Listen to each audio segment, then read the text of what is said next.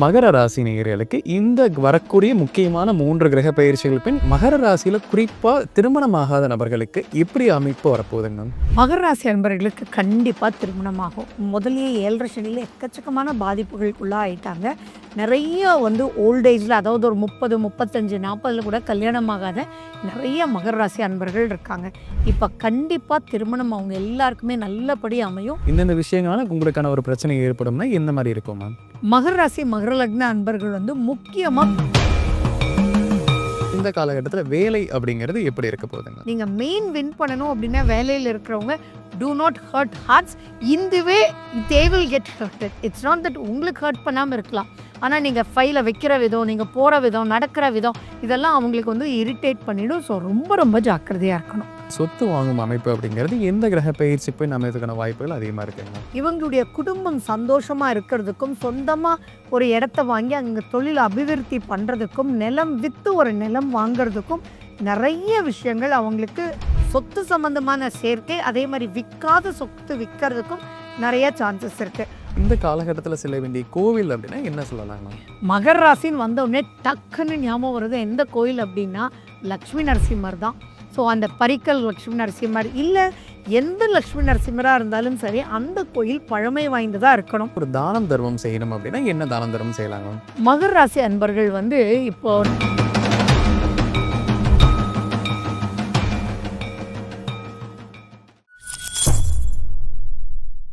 பக்தி பிளஸ் நேயர்களுக்கு வணக்கம். என்று நம்மோடு இணைந்தவர் கல்பனா ஸ்ரீகாந்த் மேம் அவர்கள். வணக்கம் மேம். நமஸ்காரம்.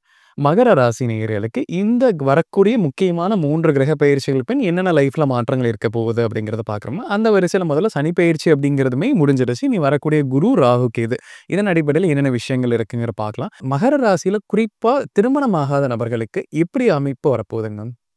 மகர ராசி அன்பர்களுக்கு கண்டிப்பாக திருமணமாகும். முதல்லயே 7.5 சனியில் எக்கச்சக்கமான பாதிப்புகளுக்குள்ளே ஆயிட்டாங்க.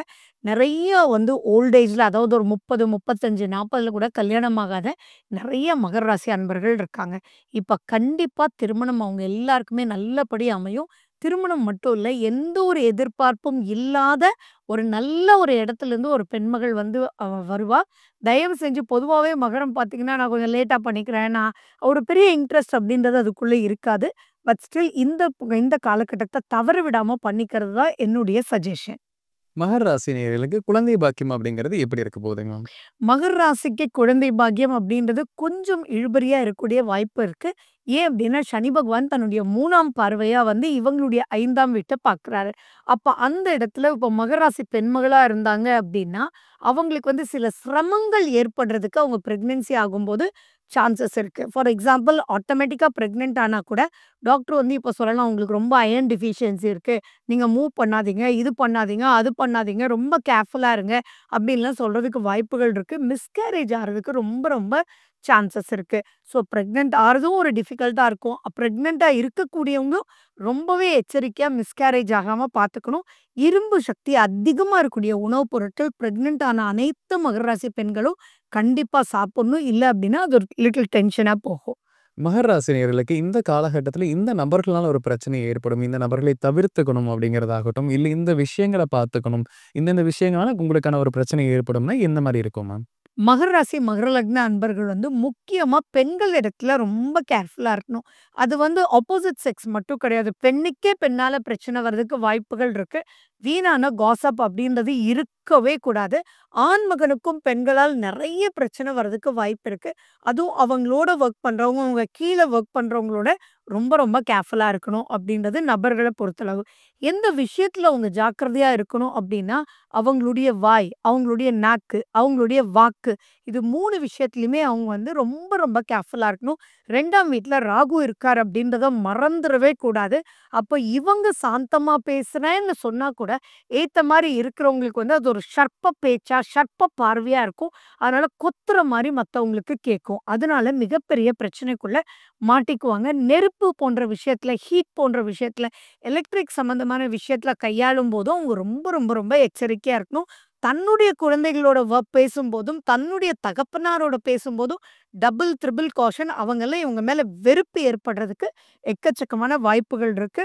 ஸோ ஒண்ணு முடிக்க முடியும் அப்டின்னா தான் நம்ம வந்து ஓகேன்னு வேர்டு குடுக்கணுமே ஒழிய, அப்படி இல்லாட்டி பொத்தாம் பொதுவா பேசணும். தட் இஸ் எப்படியாவது முடிச்சு குடுக்குறேன் சார் அப்படின்ற மாரி பேசணும். நான் முடிச்சே தீருவேன்னு பேசுனீங்கன்னா, அது விடாதுன்றத மட்டும் எச்சரிக்கையா இருக்கணும்.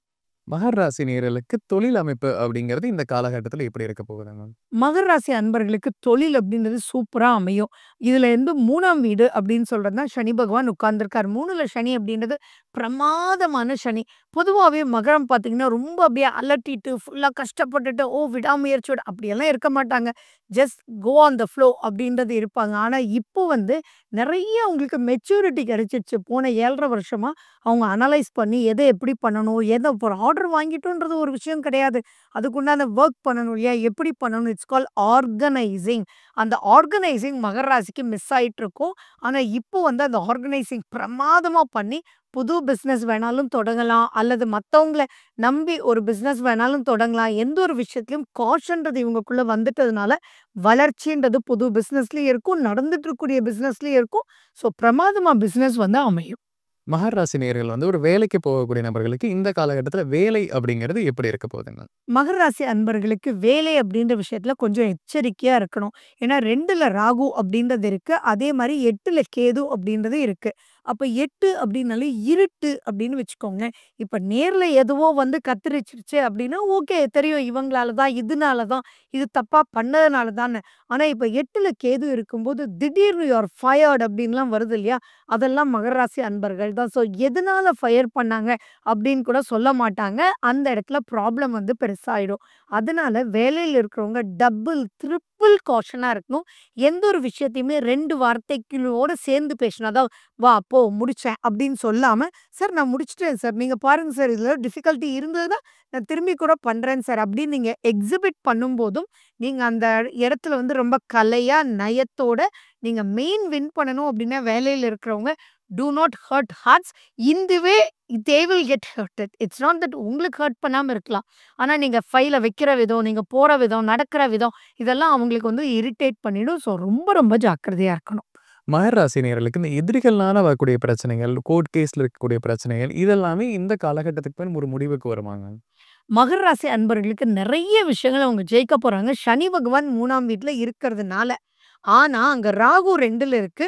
பட் ஸ்டில் அந்த ராகுவ கண்ட்ரோல் பண்றதுக்கு குரு இருக்கார். இது எப்படி இருக்கும் அப்டின்னா, நெறைய ஆப்பர்ச்சுனிட்டீஸ் முடியிற மாரி வரும். ஆனா, அந்த நிமிஷத்துல இவங்க ஒரு பேச்சு விடுவாங்க. "பாத்தியா நான் முடிச்சுட்டேன்." அவ்வளதான். அது அப்படியே ரிவர்ஸ் ஆயிடும். அதே மாரி இவங்களுக்கு நன்மை பண்றதுக்கு மேபி ஒரு லாயர் அந்த மாரி வந்துட்டுருப்பாரு. "நீ என்னய்யா நான் சொன்ன பாயிண்ட்ல தானேய்யா நீயே வந்து பேச போற நாளைக்கு. உனக்கு சுயமா புத்தி இல்லையா?" அப்படின்னு ஏதோ ஒண்ணு வெடுக்குன்னு பேச வச்சுரும். அந்த வெடுக்குன்னு பேசுறதுனால அவங்க வந்து தேவையில்லாம இத தள்ளி போட்டு, தள்ளி போட்டு, தள்ளி போட்டு முடிக்காத ஒரு நிலையிலயும் நியாயப்படி சின்ன லெவல்ல முடிய வேண்டியது பெரிய லெவல்ல போய் முடியிற மாரி இவங்களே வம்புக்குள்ள இழுத்துருவாங்க. அதே மாரி ஃப்ரிக்ஷன் அப்படின்றது கண்டிப்பா இருக்குன்றத ஞாபகம் வச்சுட்டு, எது எடுத்தாலுமே நம்ம சொல்லுவோம் இல்லையா? என்ன பேசுறோம்? அது மனசுக்கு எடுத்துட்டு போயி, நமக்கு கமாண்ட் கிடைச்சதுக்கு அப்புறம் பேசணுன்ற மாரி பொறுமையா இவங்க ஹேண்டில் பண்ணா சூப்பரா முடியும். ஆனா, அந்த பொறுமை ஏற்படுறதுக்கு கண்டிப்பா மெடிடேட் பண்ணுங்க. சுய ஜாதகத்துல இருக்கக்கூடிய திசா, புத்தி, அந்தரம் நல்லா இருந்ததுன்னா பயப்பட வேண்டிய அவசியங்கள் இல்ல. ஏன்னா, நீங்க பேசுறது அவங்க "அந்த ஆள் அப்படிதான்" அப்படின்னு சொல்லி விட்டுட்டு போயிடுவாங்க. அப்படி இல்ல அப்படின்னா, உங்களுடைய வாக்குனால மகர ராசி, மகர லக்னத்தினுடைய வார்த்தையினாலேயே பிரச்சனைகள் முடியாம போயிடும். அதனால அதுல எச்சரிக்கை தேவை. மகர ராசி நேயர்களுக்கு வீடு, நிலம் இந்த மாரி சொத்து வாங்கும் அமைப்பு அப்படிங்கிறது எந்த கிரக பெயர்ச்சிக்கு பின் அமையறதுக்கான வாய்ப்புகள் அதிகமா இருக்குங்க? மகர ராசிக்கு கண்டிப்பா சொத்துக்கள் அமையும். அது குரு பெயர்ச்சிக்கு அப்புறமே அமையக்கூடிய வாய்ப்புகள் நெறைய இருக்கு. சுகத்த ரொம்ப நாள் தேடிட்டே இருக்காங்க. இப்ப இவங்களுடைய 2ஆம் வீட்ல ராகு இருந்தாலும், குருவினுடைய பார்வைய இங்க பெறதுனால, இவங்களுடைய குடும்பம் சந்தோஷமா இருக்கிறதுக்கும், சொந்தமா ஒரு இடத்த வாங்கி அங்க தொழில் அபிவிருத்தி பண்றதுக்கும், நிலம் வித்து ஒரு நிலம் வாங்குறதுக்கும் நெறைய விஷயங்கள் அவங்களுக்கு சொத்து சம்பந்தமான சேர்க்கை, அதே மாரி விக்காத சொத்து விக்கிறதுக்கும் நெறைய சான்சஸ் இருக்கு. ஆனா, அப்பா வழியில இருக்கக்கூடிய சொத்துல மட்டும் கொஞ்சம் டிலே ஆயிட்டே இருக்கும். அந்த இடத்துல ரொம்பவே இவங்க மெனக்கெட்டா தான் முடியும். அதுவும் அப்பாவும் இருக்காரு, இவங்களும் இருக்காரு. இவங்க அத எடுத்து நடத்துறாரு அப்டின்னா, அப்பாக்கும் இவருக்கும் அந்த லேண்ட் இவரு முடிச்சுட்டு வருவார். ஆனா, "அப்பா இந்த இந்த ரேட்டுக்கு எதுக்குடா முடிச்ச? நான் குடுக்க மாட்டேன்" அப்டின்னு சொல்வாரு. ஸோ தந்தையுடன் தந்தை வழியில வரக்கூடிய சொத்துக்களோட கொஞ்சம் எச்சரிக்கை தேவை. பட் சுயமாக நிறைய விஷயங்கள் இவங்களுக்கு அமையறதுக்கு நிறைய சான்சஸ் இருக்கு. மகர ராசி நேயர்களுக்கு இஎம்ஐ கடன் அப்படிங்கிற பிரச்சனை எல்லாமே இந்த காலகட்டத்தில எந்த அளவு குறைவதற்கான வாய்ப்புகள் இருக்குங்க? மகர ராசி அன்பர்கள் தயவு செஞ்சு பேராசைப்பட்றாதீங்க. இப்ப ராகு 2ல இருந்தாலே அது வந்து பேராசையாக்கிடும். ஃபார் எக்ஸாம்பிள் தேவைக்காக போய் ஒரு கார் வாங்கலாம் அப்படின்னு சொல்லி போவீங்க. உங்களுடைய பட்ஜெட் ஒண்ணா இருக்கும். ஆனா அங்க போனவுன்னா, அங்க இருக்கக்கூடிய குரு அந்த கார விக்கிறவன் தானே குரு. அந்த மார்க்கெட்டர் தானே. அவனுக்கு அவனுடைய நோக்கம் டார்கெட். ஸோ அதுல வந்து சார் இதோட இவ்ளோ தானே சார் ஜாஸ்தி. அதோட அவ்ளோ தானே சார் ஜாஸ்தி. அப்படின்னு சொல்லி ஹையர் எண்டுக்கு உங்கள கூட்டிட்டு போயி, அங்க உங்களுக்கும் ஆசை இல்ல, அபிலாஷையா மாறி அதுக்குள்ள போய் பெரிய லெவல்ல இஎம்ஐக்குள்ள மாட்றதுக்கு உண்டான வாய்ப்புகள் நெறைய இருக்கு. மகர ராசி இதுக்குள்ள மாட்டாம இருக்கணும் அப்படின்னா, இது தேவையா? எந்த அளவுக்கு தேவை? அப்படின்ற ஒரு விஷயத்த யோசிக்கல அப்படின்னா, பெரிய பிரச்சனைக்குள்ள மாட்டிருவாங்க. அதே மாரி நெறைய பேர் பார்த்தீங்கன்னா, இப்ப தேவையில்லாத ஒரு ஆசைக்காக அதாவது ஒரு ஸ்கூட்டி இருக்கு. இல்ல நான் வந்து ஒரு பைக் வாங்கிக்கிறேன் இப்போ. நான் இந்த பைக் வாங்குவேன். அத நிக்கும்போதே போட்டு இழுத்துச்சுடா என்ன அப்படின்னு சொல்லிட்டு தேவையில்லாம ஒரு பைக்க வாங்கி கடைசியில அத ஓட்டக்கூட முடியாம, அது வந்து வேஸ்ட் ஆறதுக்கு நெறைய வாய்ப்புகள் இருக்கு. ஸோ ரொம்ப கவனம். இஎம்ஐன்ற ஒரு பாயிண்ட் வந்தாலே ரொம்ப கவனம். இப்ப கூப்ட்டு உங்களுக்கு லோன் குடுப்பாங்க. ஆனா அடைக்க போறது நீங்க தான் அப்படின்றதும் கிரெடிட் கார்ட்லயும் ரொம்ப கேர்ஃபுல்லா இருக்கணும். மகர ராசி நேயர்களே இந்த காலகட்டத்தில ஒரு தானம் தர்மம் செய்யணும் அப்படின்னா, என்ன தானம் தர்மம் செய்யலாங்க? மகர ராசி அன்பர்கள் வந்து இப்போ 4 கால் பிராணிக்கு தானம் பண்ணலாம். அதாவது வந்து இப்போ நாய், பூனை இவங்களுக்கெல்லாம் வந்து நீங்க பால் சாதம் வைக்கிறது இந்த மாரி விஷயங்கள் பண்ணலாம்.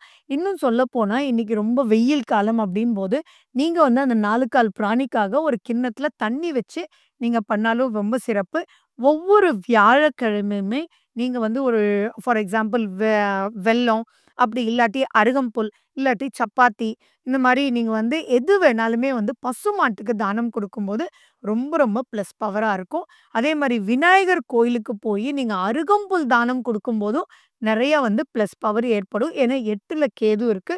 ஸோ சங்கடங்களை தீர்ப்பவர் அவர்தான். ஸோ விநாயகர் கோயிலுக்கு போயி நீங்க ஸ்வீட்ஸ் தானம் குடுக்கும்போதும் பெரிய ப்ளஸஸ் வந்து தேடி வரும்.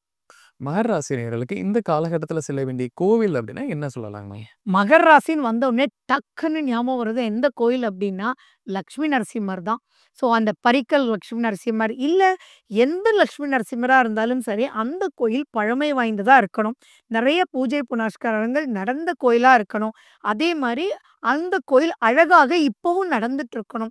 இத மட்டும் மனசுல வச்சுட்டு, நீங்க லக்ஷ்மி நரசிம்மர்னுடைய கோயிலுக்கு சனிக்கிழமையும், புதன்கிழமையும் ரெகுலரா போயி, அங்க குடுக்கக்கூடிய துளசி தீர்த்தத்த நீங்க சாப்பிட்டு வர நெறைய விஷயங்கள் பாசிட்டிவா இருக்கும். அபிலாஷைன்ற விஷயத்துலலாம் மாட்டாமலும், பெரிய பிரச்சனைக்குள்ள மாட்டாம அடக்கி வாசிக்கிறதுக்கும் இந்த இடத்துக்கு போயிட்டு வரும்போது ரொம்ப சிறப்பா குடுக்கும். மகர ராசி நேயர்களுக்கு இந்த 3 கிரக பயிற்சிகள் எப்படி இருக்கும் அப்படிங்கிறத பார்த்தோம். கண்டிப்பா நம்ம நேயர்களுக்கு ஒரு பயனுள்ள கருத்துக்களாக இருந்திருக்கும். மீண்டும் ஒரு பதில் சந்திக்கலாம். ரொம்ப நன்றி.